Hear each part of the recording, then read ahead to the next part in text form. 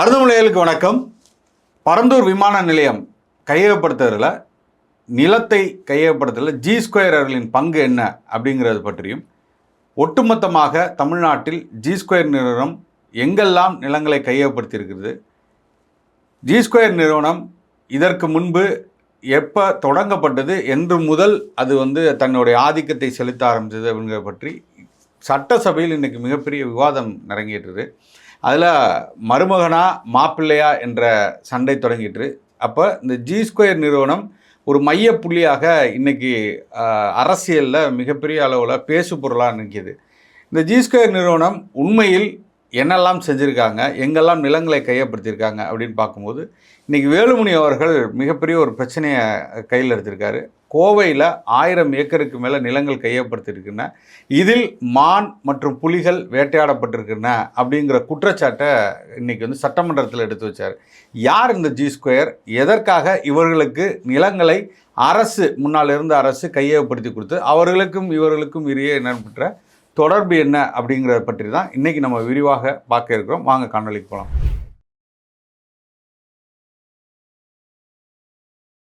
அன்பு நேயர்களுக்கு எங்களோட முக்கியமான வேண்டுகோள், அருந்தமிழ் கிட்டத்தட்ட 1 லட்சம் சப்ஸ்கிரைபரை நோக்கி சென்று கொண்டு இருக்கிறது. உங்கள் அத்தனை பேரோட பங்களிப்பும் இதில் இருக்கிறது. நீங்கள் மறவாமல் எங்கள் காணொளிகளை தொடர்ச்சியாக பார்க்கக்கூடியவர்கள் சப்ஸ்கிரைப் பட்டன் அழுத்துங்க, பெல் பட்டன் அழுத்துங்க. நீங்கள் பார்க்கக்கூடிய காணொளி, வரும் காணொளிகள் எல்லாம் நேரடியாக உங்களுக்கு நோட்டிஃபிகேஷனாக வர்றதுக்கு இது ஒரு வாய்ப்பாக அமையும். மறவாமல் சப்ஸ்கிரைப் செய்யுங்கள். நன்றி. 13 ஆண்டுகளுக்கு மேலாக தமிழகத்தின் ஒப்பற்ற வீடு மற்றும் மனை சார்ந்த அனைத்து தேவைகளுக்கும் சிறந்த ஒரே நிறுவனம் நிம்மதி ப்ராப்பர்ட்டி மேனேஜ்மெண்ட். தங்களின் தேவை எங்களின் சேவை. தொடர்புக்கு 7667008999. வணக்கண்ணே. வணக்கம். வணக்கம். சொல்லுங்கள் ஜி. இந்த பரந்தூர் விமான நிலையம் அந்த சிக்கல்ல இருந்து அங்கே G2 நிலங்கள் நிறைய வாங்கி போட்டிருக்காங்க இந்த ப்ராஜெக்ட்னால அப்படிங்கிறது சட்டசபையில் இன்றைக்கி G2 மாப்பிள்ளை லாட்ரி மருமகன் அப்படிங்கிற இதுக்கு போயிருக்கு. இந்த பின்னணிலாம் என்னென்ன? இல்லை, அதான் இன்னைக்கு சட்டமன்றத்தில் நம்ம ஐயா எடப்பாடி பழனிசாமி எழுப்பின கேள்வி தான். நேற்றே சட்டமன்றத்தில் முதல்வர் 110 விதியின் கீழே அறிவிக்கிட்ட பொழுது பரந்தூர் விமான நிலைய திட்டம் கைவிடப்படுகிறதுன்னு அறிவித்தார். அதனுடைய பின்னணி நமக்கு தெரியும். அவர் அதில் இன்ட்ரெஸ்டட் பர்சன் அப்படின்றது. ஏன்னா அவர் தான் முதல்ல அங்கே போனார். அரசியல் தொடக்கம் அங்கே தான் அப்படின்றது.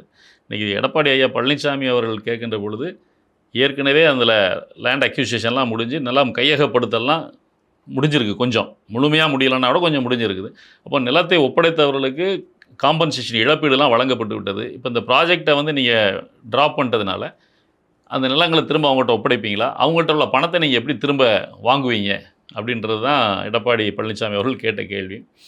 அதுக்கு பதில் சொல்ல எழுந்த சட்டத்துறை அமைச்சர் நிர்மல்குமார் தான் சென்னை விமான நிலையத்தினுடைய 5ஆம் முனை விரிவாக்கம் இருக்குது, அதனால் அங்கே நாங்கள் எதையுமே செய்ய போகிறதில்ல, அந்த இதை வேறு திட்டங்களுக்கு பயன்படுத்துவோம் அப்படின்லாம் சொல்லிவிட்டு, சொன்னதோடு விடாமல் எப்போவுமே வழக்கம் போல் அவர் ஏதாவது ஒரு ட்விஸ்ட் அதில் வைப்பார். வம்பு இழுக்கிறதுன்னு சொல்லுவாங்கள்ல, அந்த வம்பு இழுக்கிறதா பண்ணும்போது இது G2 மாப்பிள்ளைக்கு தான் தெரியும் பரந்தூர் விவகாரத்தில் சுற்றி என்ன நடந்திருக்கின்ற விஷயம். அதிகமாக கவலைப்பட்டு இங்கே கதறுபவர்கள் அனைவரும் பார்த்தீங்கன்னா ஒன்று G2 மாப்பிள்ளைக்காக இருக்கட்டும், இல்லைன்னா அதில் கருப்பு பணத்தை கொண்டு போய் முதலீடு செய்தவர்களாக இருக்கட்டும், வேற யாருக்காகவும் இருக்காது அப்படின்னு சொல்கிறாரு. அது இல்லாமல் அதுக்கப்புறம் ஃபர்தராக இவர் நம்ம தங்கம் தென்னரசு இழந்து அதில் சட்டத்துறை அமைச்சர் இந்த அளவிலே தன்னுடைய பதிலை விவாதத்தை கொண்டு போக விரும்புவார் என்றால், I can also pay you in the same currency. G2 மாப்பிள்ளை என்று நீங்கள் சொல்வீர் என்று சொன்னால், வேறு எந்த லாட்டரி மருமகனுக்காக புது விமான நிலையத்தை நீங்கள் கொண்டு போவீர்கள் என்று நான் கேட்க முடியுமா? நான் கேட்கவா? மருமகனை பற்றி, லாட்டரி மருமகனை பற்றி பேசினதுக்கப்புறம் எழுந்த லாட்டரி மருமகன் அமைச்சர் ஆதவ அர்ஜுனா பேசும்போது தான் அவர் பேசும்போது தான் என்ன சொல்கிறாருன்னா, பரந்தூர் விமான நிலையத்திற்கான திட்டம் தயாராகிட்டு இருக்கும் பொழுது, எப்போயுமே ஒரு திட்டம் தயாராகுதுன்னா முதல்ல அரசு தரப்பில் லேண்ட் அக்யூசியேஷன் பண்ணுறதுக்கு முன்னாடியே ஒரு டீட்டெயில் ப்ராஜெக்ட் ரிப்போர்ட் ரெடி பண்ணுவாங்க. அதில் எவ்வளோ நிலங்கள் தரிசு நிலங்கள், அரசுக்கு சொந்தமான நிலங்கள் இருக்குது, அது இல்லாமல் கவர்மெண்ட் லேண்ட் என்ன இருக்குது, வாட்டர் பாடிஸ் என்ன இருக்குது, விவசாய நிலங்கள் ஏதாவது இருக்குதா, இது எல்லா டீட்டெயில்ஸையும் வச்சுட்டு ஒரு டீட்டெயில் ப்ராஜெக்ட் ரிப்போர்ட் ஒன்று ரெடி பண்ணுவாங்க. இது ஒரு ரகசிய ரிப்போர்ட்டாக தான் இருக்கும். ஆனால் அதில் அவர் வைக்கிற குற்றச்சாட்டு, ஆதவ ஒரிஜினா வச்ச குற்றச்சாட்டு மிக சீரியஸான குற்றச்சாட்டு என்னென்னா, அந்த டீட்டெயில் ப்ராஜெக்ட் ரிப்போர்ட் வந்து அதனுடைய G2க்காக அது கொடுக்கப்பட்டது. ஏன்னா இந்த இடத்துல லேண்ட் வருது அப்படின்னு சொல்லி சொன்னால், ஒரு நிறுவனம் வருது, இந்த இடத்துல லேண்டு கவர்மெண்ட் அக்விசிஷன் பண்ண போகிறாங்க, ஒரு பெரிய விமான நிலையம் வருதுன்னு சொல்லி சொன்னால், அதை சுற்றியுள்ள நிலங்கத்தினுடைய நில மதிப்பு எல்லாம் மிகப்பெரிய அளவில் ஏறும். வாங்கி போடணும்னு நினைப்பாங்க. அப்போ இந்த இடத்துல தான் வரப்போகுதுன்றதுக்கான முதல் ரிப்போர்ட், டீட்டெயில் ப்ராஜெக்ட் ரிப்போர்ட் வந்து airport authority of India approval பண்ணிட்டாங்க, அந்த லேண்டுனா ஓகேன்னு சொல்லிட்டாங்க. அப்போ அதுக்கான டீட்டெயில் ப்ராஜெக்ட் ரிப்போர்ட் நம்ம ரெடி பண்ணிட்டோம் அப்படின்னு சொல்லி சொன்னால், அந்த தகவல் வந்து யாருக்காவது லீக் ஆச்சுன்னா உடனே இன்வெஸ்ட் பண்ணி பெரிய அளவு லாபம் சம்பாதிக்கலாம்னு நினைப்பாங்க. அப்போ இவர் வச்ச குற்றச்சாட்டு அது G2க்காக லீக் செய்யப்பட்டிருக்கிறது அப்படின்றது இது ரொம்ப சீரியஸான குற்றச்சாட்டு. ஏன்னு சொல்லிச்சுன்னா, G2 வந்து எப்படி வந்தாங்க, எப்படி வளர்ந்தாங்கன்றதுக்கான நிறைய விஷயங்கள் இருக்குது. 2012 அவங்க வந்து அக்டோபர் 12 2012 நிறுவனமாக பதிவு செஞ்சுருக்காங்க. பதிவு செய்ததிலிருந்து கிட்டத்தட்ட 21 வரைக்கும் அவங்க பெரிய அளவில் ஒரு 8-9 வருடங்கள் எதுவுமே செஞ்ச மாதிரி தெரியல. திமுக அரசு வந்ததுக்கப்புறம் தான் அவங்களுடைய நடவடிக்கை வேகம் எடுக்கிறது. கிட்டத்தட்ட ஆயிரக்கணக்கான ஏக்கர்கள், அங்கங்கே ஆயிரக்கணக்கான ஏக்கர்கள்னு சொல்ல முடியாது, ஆயிரக்கணக்கான கோடி ரூபாய் மதிப்புள்ள நிலங்களை அங்கங்கே கையகப்படுத்தி நிறைய ப்ராஜெக்டை பண்ணிக்கிட்டே போகிறாங்க. இவங்க பண்ண ப்ராஜெக்ட் எல்லாத்துலேயுமே ஏதாவது இஷ்யூஸ் இருந்துகிட்டே இருந்தது.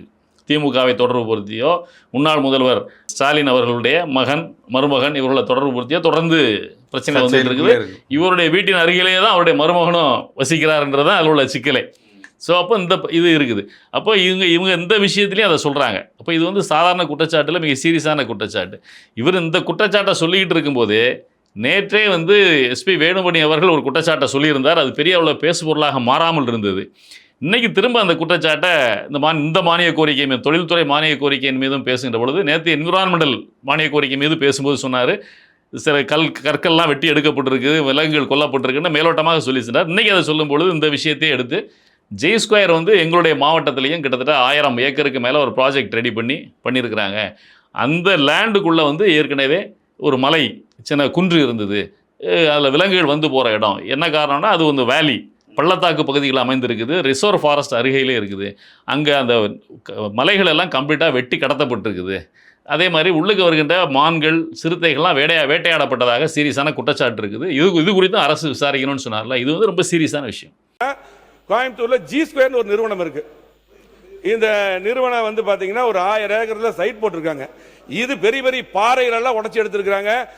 அதே போல் வனவிலங்குகள் பார்த்தீங்கன்னா கிட்டத்தட்ட சிறுத்தை, புலி, மான்கள்லாம் கொல்லப்பட்டு சட்டத்துக்கு புறம் இருக்கு. இதுக்கு நீங்கள் வந்து பார்த்தீங்கன்னா கண்டிப்பாக ஒரு விசாரணை வச்சு அதுக்கு நடவடிக்கை எடுக்க வேண்டும். அன்னைக்கு வந்து சாதாரணமாக விவசாயிகள் மேலே வழக்கு, ஆனால் G2க்கு எல்லாமே கொடுத்துருக்காங்க. இது நடந்தது தான். அவர் மாவட்டம், எங்கள் மாவட்டத்தை பற்றி பேசிட்டு இருக்கேன். ஏன் கர்நாடகாவில் 3 பேருக்கு மானை வேட்டையாட சென்றதாக சொல்லி அதுவே இப்போ சீரியஸான இஷ்யூவாக இருக்குது. பக்கத்தில் வச்சு சுட்டு கொண்டிருக்காங்க.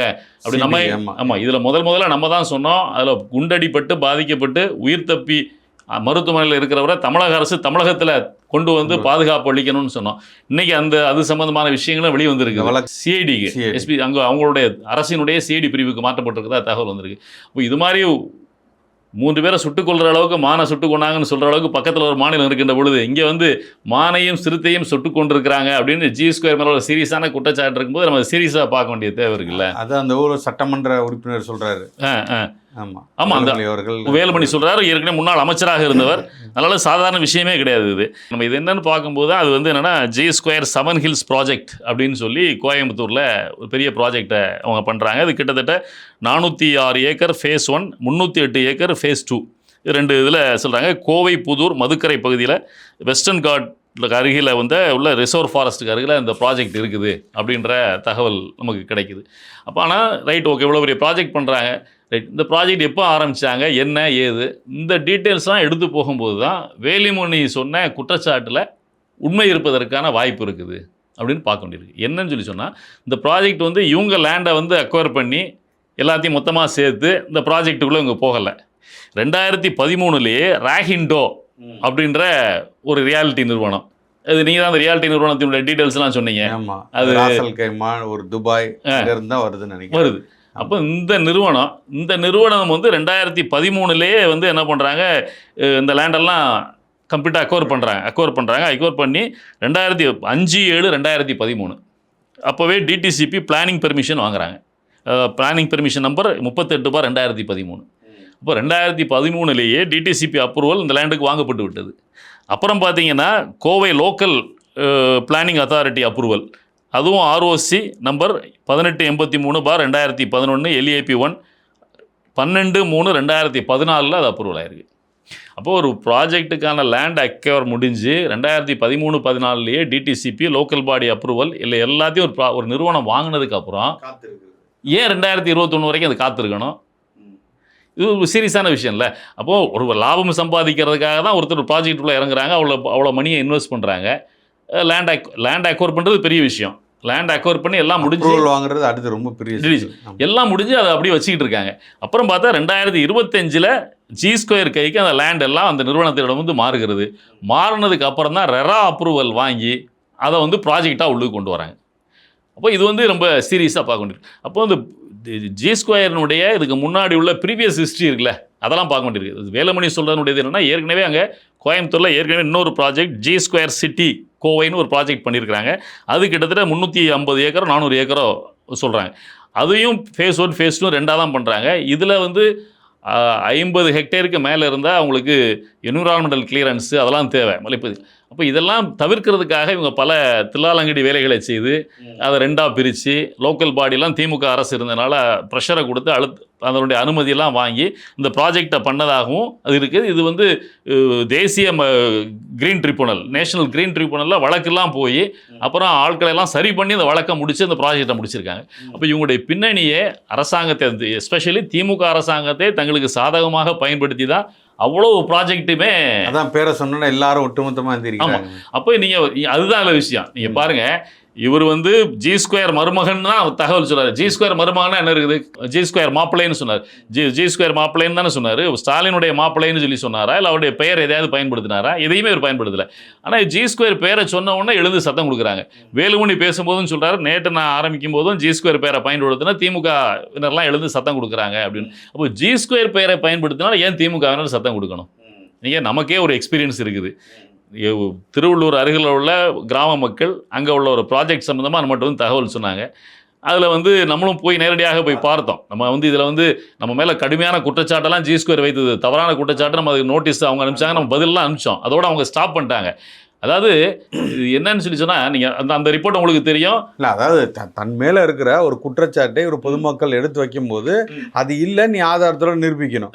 அதை விடுத்துட்டு சொன்னவங்க மேலேயே நீ குற்றச்சாட்டை வைக்கிற, அவங்க மேலே வந்து நீ ஃபால்ஸ் அலிகேஷன் கொண்டு போகிற அப்படிங்கிறது இப்போ அதெல்லாம் அம்பலமாதில்ல. எத்தனை பேர் மேலே நீ அதில் வந்து நீங்கள் அந்த மக்கள் வந்து அது ஒரு பெரிய, அதுவும் பெரிய ப்ராஜெக்ட் தான் திருவள்ளூரில், எவ்வளோ பெரிய ப்ராஜெக்ட். அதில் வந்து நடுவில் அந்த ப்ராஜெக்ட்டுக்கு நடுவில் சுடுகாடு இருக்குது. நீண்ட காலமாக பயன்படுத்தி கொண்டிருக்கின்ற ஒரு மக்களுக்கான, ஒரு சமூக மக்களுக்கான சுடுகாடு இருக்குது. அப்போ அந்த சுடுகாடு இருப்பதை மறைத்து இவர் இந்த ப்ராஜெக்டை ரெடி பண்ணுறாங்க. இவங்களுடைய அதில் நமக்கு அவங்க அனுப்பிச்ச அந்த லிங்க்கு, அந்த ப்ராஜெக்ட்டுக்கான காட்டின பேப்பர்ஸ் எல்லாத்துலேயுமே அந்த சுடுகாடுன்றதே இல்லை. நீங்கள் சுடுகாடை அவர்கள் ஆக்கிரமித்திருக்கிறார்கள் நம்ம சொல்லலை. நடுவில் சுடுகாடு இருக்குது. அந்த சுடுகாடு இருப்பதை மறைத்து அவங்க செய்கிறாங்க. மறைத்து செஞ்சால் கூட அதுக்கு பரவாயில்ல, தன்னுடைய ப்ராஜெக்டில் சுடுகாடு இருக்குன்னு சொன்னால் விலை போகாதுன்ற கூட செய்யலாம். அந்த சுடுகாடுன்னு அந்த ஊர் பொதுமக்கள் இந்த போர்டை வந்து அங்கேருந்து அப்புறப்படுத்துகிற வேலையை அவங்க செஞ்சுருக்கிறாங்கன்னு தான் அந்த மக்கள் வச்சிருந்த குற்றச்சாட்டு. ஏன்னா கொஞ்ச நாளைக்கு அவங்க ஆக்சுவலாக அதில் என்ன முயற்சி பண்ணியிருக்காங்கன்னா, அந்த சுடுகாடில் கிளாசிஃபிகேஷன்லேருந்து மாற்றிடணும் அது அப்படின்றதுக்காக அந்த சுடுகாடை பயன்படுத்த விடாமல் அவர்களை செய்ய வேண்டுன்றதுக்காக அந்த போர்டை எடுத்திருக்காங்க. அப்போ அதுக்கு அக்சஸ் கொடுக்கல அப்படின்னா அந்த சுடுகாடு பயன்படுத்தப்படாமல் நீண்ட நாள் இருக்கும். அப்புறம் அரசு அதிகாரிகளை பயன்படுத்தி, ஏன்னா அப்போ கவர்மெண்ட் இருந்தில்ல, அதை பயன்படுத்தி அதை வந்து சும்மா ஒரு கவர்மெண்ட் லேண்டாகவே மாற்றிட்டு அவங்களுக்கு வேறு இடத்துல சுடுகாடு, இன்னொரு இடத்துல அவங்களுக்கு ஒரு சொசைட்டியின் மூலமாக மின் சுடுகாடு அமைத்து கொடுக்கறதுக்கான வேலையெல்லாம் நடந்துட்டு இருந்திருக்குது. அப்போ அங்கே அவங்க பயன்படுத்த ஆரம்பிச்சிட்டாங்க, இதை பயன்படுத்த விட்டுருவாங்க. ஏன்னா இது வந்து எரியூட்டுற சுடுகாடு, அங்கே வந்து மின்சார சுடுகாடு வந்துருச்சுன்னா இது நின்று போயிடும். அப்போது ஃப்யூச்சரில் அதை வந்து ஒரு கவர்மெண்ட் லேண்டாக மாற்றி சும்மா பார்க் மாதிரியோ இல்லை ஏதோ ஒரு மாதிரியோ வச்சுட்டாங்கன்னா முடிஞ்சு போச்சு. அப்போ இந்த மாதிரி திட்டங்கள் செய்கிறாங்கன்னா அந்த மக்கள் நம்மகிட்ட வந்து சொன்னாங்க. அப்போ நம்ம போய் பார்க்கும்போது அங்கே சுடுகாடு இருந்தது, அவங்களே சுடுகாடு இருந்ததை அக்செப்ட் பண்ணிக்கிட்டாங்க. ஆனால் அதுலேயும் உங்களுக்கு தெரியும், யாராவது ஒருவர் இந்த மாதிரி ஒரு குற்றச்சாட்டு சொல்கிறாங்க, கிளாரிஃபிகேஷன் கேட்குறாங்கன்னா அதுக்கான விளக்கத்தை சொன்னால் பரவாயில்ல. உடனே அவங்க வந்து இப்போ எப்படி வந்து ரூட் மாஃபியா வந்து ஒரு விஷயத்தை வந்து பண்ணுறாங்களோ அதே மாதிரி அவங்க ஒரு பெரிய டீமை வச்சுக்கிட்டு உள்ளுக்கு புகுந்து உடனே அதில் கமெண்ட்ஸ் போடுறது. நீங்கள் அந்த கமெண்ட்ஸ் எல்லாம் எடுத்து பார்த்தோன்னு சொல்லி சொன்னால் எல்லாம் அவங்களுடைய ஆட்களாகவே தான் இருக்கிறாங்க, ஃபேக்காக தான் எடுத்து போடுறாங்க. இந்த மாதிரி ஒரு பிஸ்னஸ்ன்றது நேர்மையாக பண்ண வேண்டும். அப்போ உங்கள் மேலே குற்றச்சாட்டு ஒருவர் குற்றச்சாட்டு சொன்னால் பரவாயில்லைங்க, இவ்வளோ பேர் குற்றச்சாட்டு சொல்கிறாங்க, சட்டமன்றத்திலேயே பேசுகிறாங்க அப்படின்னு சொல்லி சொன்னால் அதை சரி பண்ணிக்கொள்ள வேண்டியது, இல்லை அதை கிளாரிஃபை பண்ண வேண்டியது, இல்லைன்னு சொல்ல வேண்டியது, விளக்கம் சொல்ல வேண்டியது யாருடைய கடமை? அந்த நிறுவனத்தினுடைய கடமை தானே. அப்போ அது மிகப்பெரிய தவறு. ஆனால் இதில் என்னன்னு சொல்லி சொன்னால், இவ்வளோ பெரிய விஷயம் நடந்திருக்குது, இவ்வளோ பெரிய குற்றச்சாட்டுகள் சொல்கிறாங்க, நீங்கள் பரந்தூர்லையும் இவ்வளோ பெரிய குற்றச்சாட்டுகள் சொல்கிறாங்க. சொல்கிறது யாருன்னா ஆளுகின்ற அரசு சொல்லுகிறது,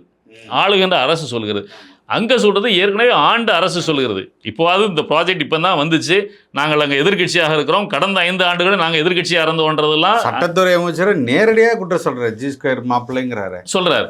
எப்போ வேலுமணி சொல்லும் பொழுது என்ன சொல்கிறாரு, போன 5 ஆண்டுகளும் நாங்கள் எதிர்கட்சியாக தான் இருந்தோம், அதனால் கோவைக்கு சில விஷயங்கள் எங்களால் செய்ய முடியல, நாங்கள் எதிர்கட்சியாக இருந்து கேள்வி கேட்டுருக்கோம், இப்போ எதிர்கட்சியாக இருக்கோம், அதனால் இதை செய்து கொடுங்கன்னு சொல்லிட்டு தான் இதை தான் சொல்கிறாரு. அப்போது அவங்களுடைய இன்ஃப்ளூயன்ஸ் போன கவர்மெண்ட்டில் அவ்வளோ தூரம் இருந்திருக்கு அப்படின்றதையும் வேலுமணி அங்கே பதிவு செய்கிறார். அப்போ இதையெல்லாம் பார்த்து கொண்டிருக்கிற அரசு அவங்க தான் நடவடிக்கை எடுக்கணும்.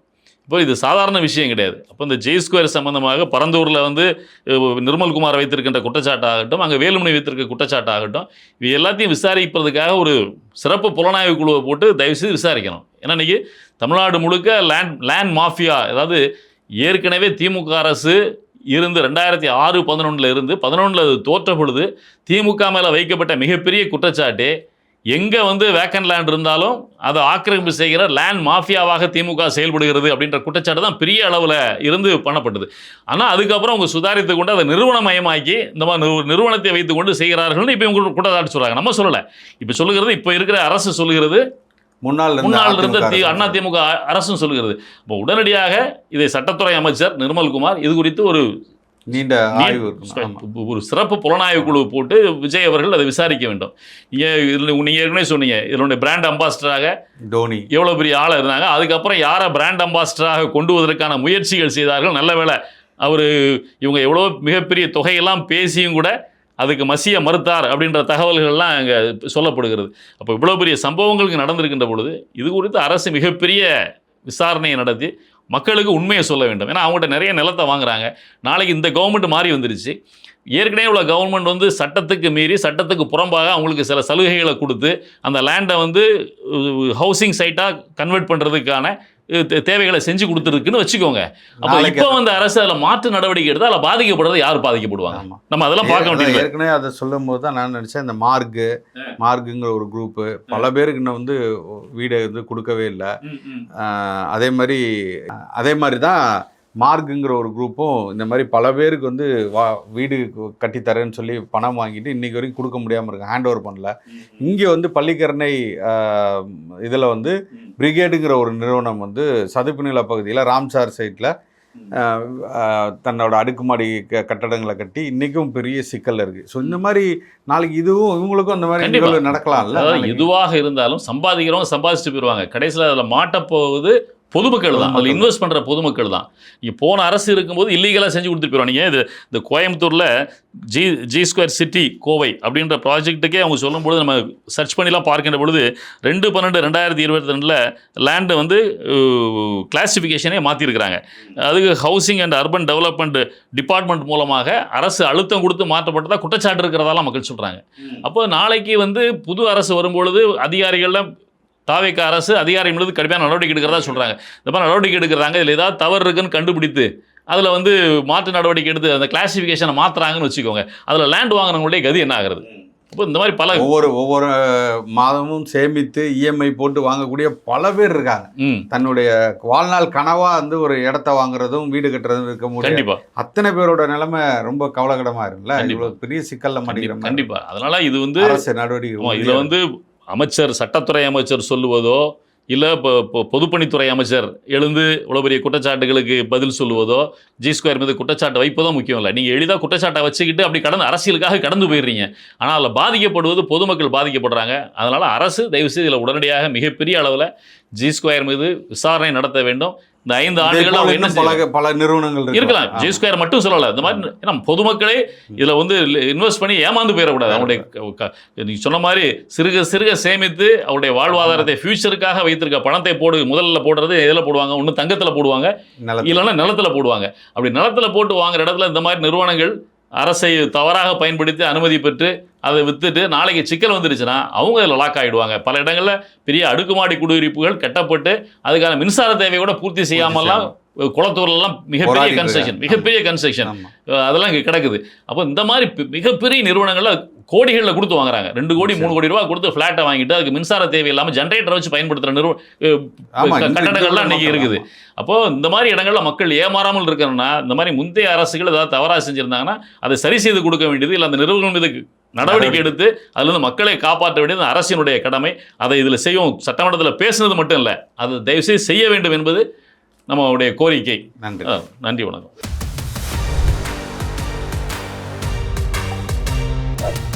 அருந்தமிழ் எங்கள் உயிருக்கு நேர்.